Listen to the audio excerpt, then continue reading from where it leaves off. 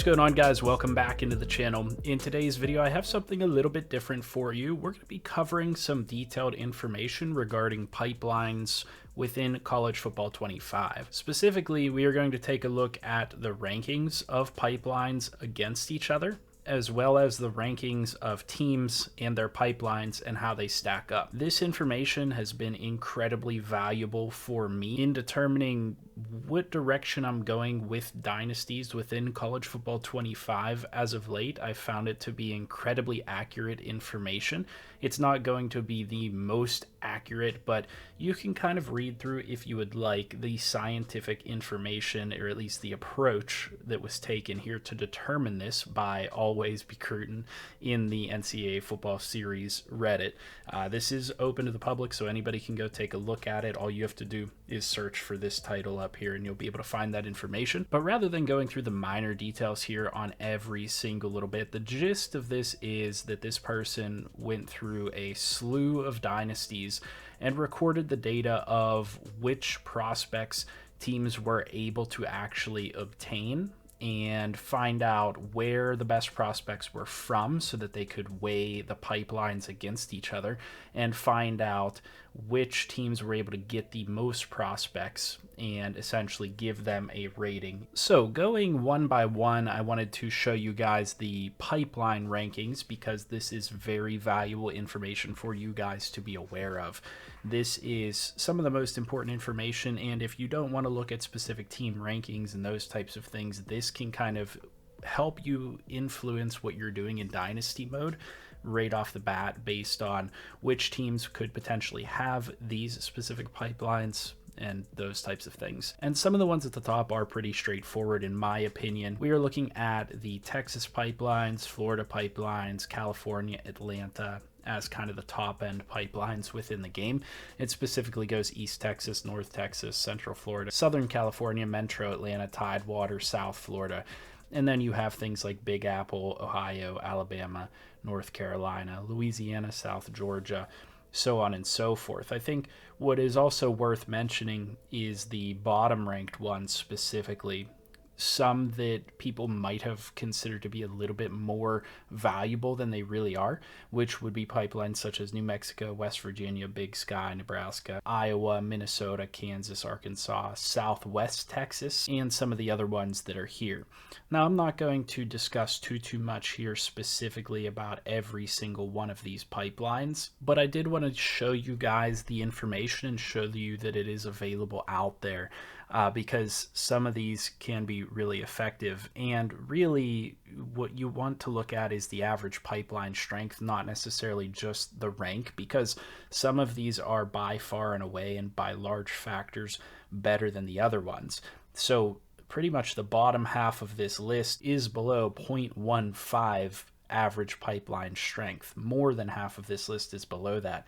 So if you're looking at pipelines North Florida and below, they are all relatively not very strong whatsoever. And if you're looking at some of these ones at the bottom, they are pretty much terrible. You're not going to come away with very many 3, 4, or 5-star prospects that have a whole lot of value from these bottom end pipelines. However, when you get to the top half of this list and really above the top half, above North Florida, for example, you're getting factor and factor better every single time you move up. But we're talking about a difference between the bottom one of 0.013 and North Florida at 0.142, not a very big difference, to all the way up to a 0.455 at the very top. And that just emphasizes how strong the recruiting is from these top end pipelines and why they're so much more valuable than most of the pipelines within the game. I mean, they are more than twice. East Texas, North Texas, Central Florida are more than twice as valuable as everything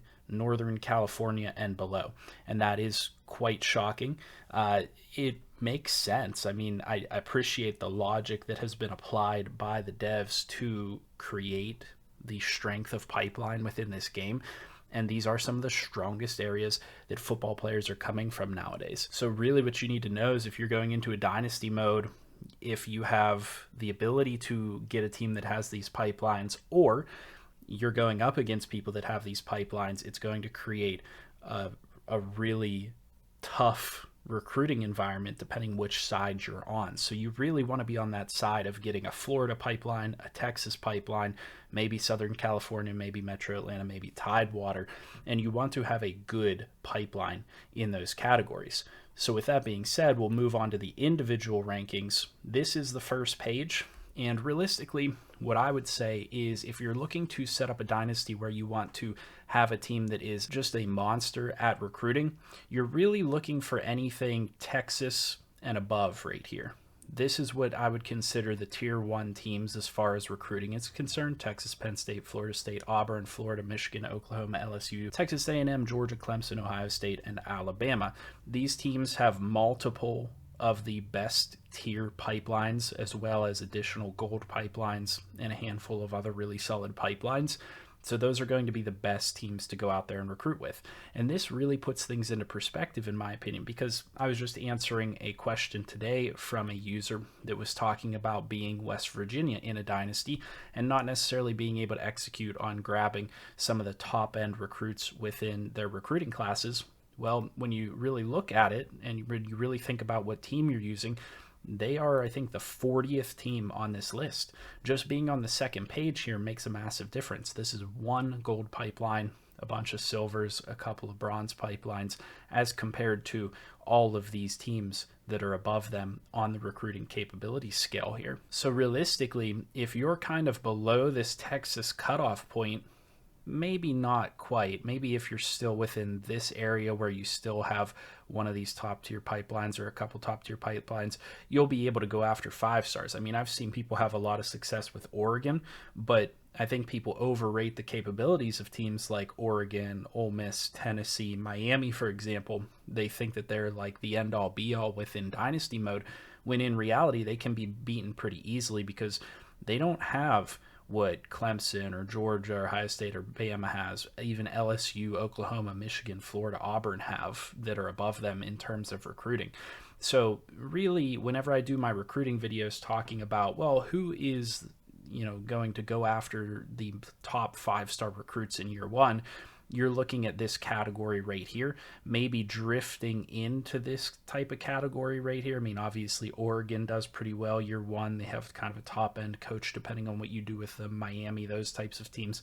But once you start to get below like Oregon here, you're really talking about teams that should be targeting 4 stars as their primary recruiting base, especially within year 1 until you really get your coach built up. Now, if you take over as an existing coach, you might have some really good skills that allow you to compete for those 5 stars and whatnot. And, as certain teams within Dynasty mode, I've still been able to get 5 stars with some of these teams right here. I mean, Baylor's not even on this page, and Baylor is a team that I've had a lot of success with getting 5 stars even in the first year.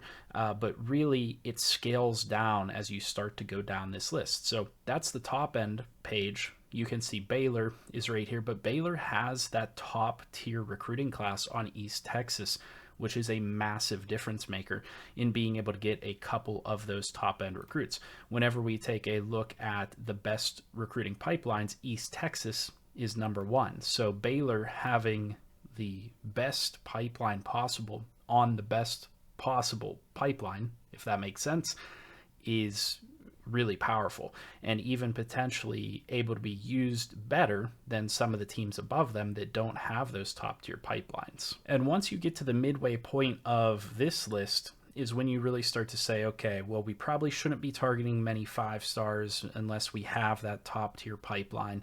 We're not going to be able to compete on very many 5 stars. Our recruiting base is going to be primarily 4 stars and 3 stars. And, once you get probably below, I would say USC, that's what you're looking at. And a lot of people, I think, struggle within Dynasty mode because they don't really understand where their team lies in terms of the overall recruiting standpoint. USC years ago would have been a top-end team, and a lot of people still view them as a top-end team and a top-end recruiting school. But when you look at where they stand in this list and who they are by, you're not going to go in there and be able to recruit at the same expectations that you might think. I have a buddy that started out in one of our dynasties as USC, and they were kind of surprised whenever they weren't able to get the recruits that all of these schools were getting. And it's simply because of where they stand within the game. So they're not very effective at recruiting. And as you start to get down here, you guys can see I chose FIU for my 1.5-star school. They have 2 gold pipelines, and that was a pretty solid recruiting class, coming in at like 25 the first year and 10 the second year.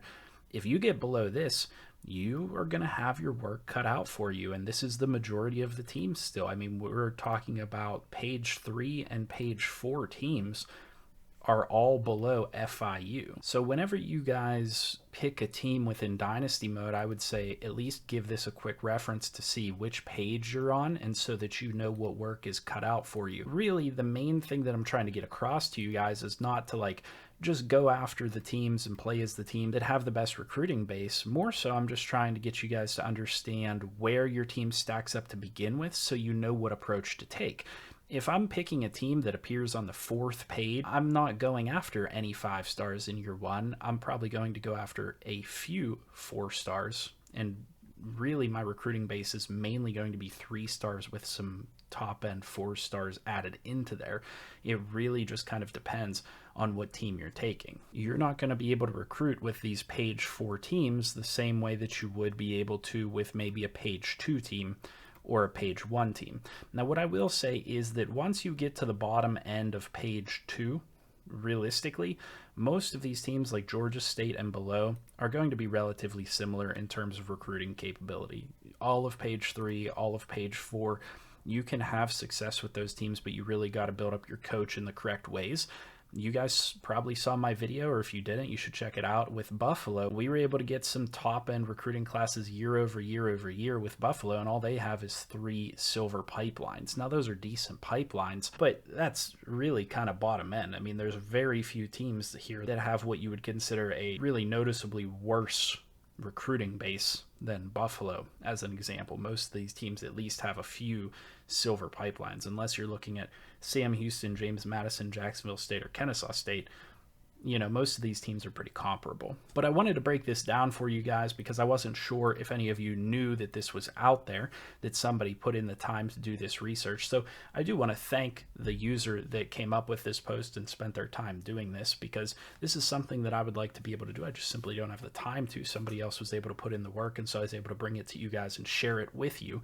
Like I said, feel free to go out there and browse this yourselves. Look up that title and gain that knowledge to be able to help you within Dynasty mode make more informed decisions. And please leave a comment down below. Let me know your thoughts on the information provided within this Reddit post. Do you agree with some of it? Disagree with some of it?